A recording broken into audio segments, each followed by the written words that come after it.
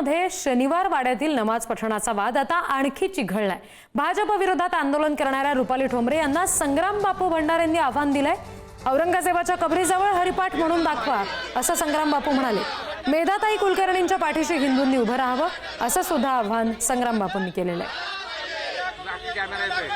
पुण्यातील काही हिंदू बांधवांनीच राजकीय स्वार्थापोटी मेधाताई कुलकर्णी यांचा विरोध करायला सुरुवात केली।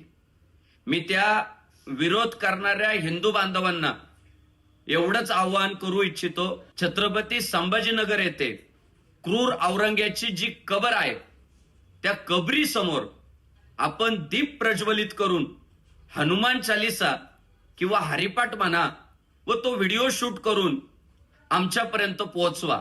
हा पुणे शहरातला असलेला वाद आहे। आपण आज रत्नागिरीमध्ये दिवाळीच्या निमित्तानं आहोत, त्याच्यामुळे पुणेकरांना पुण्यामध्ये जे काही करायचं ते करू दे। रत्नागिरीकरांनी आपण रत्नागिरीमध्ये काय करायचं ते बघू।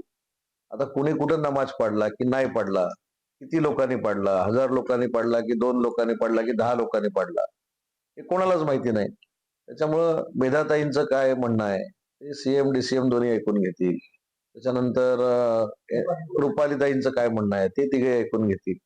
एवढ्या मोठ्या विषयामध्ये आपण रत्नागिरीतल्या माझ्यासारख्या सर्वसामान्य कार्यकर्त्यांना पडलेलं बरं।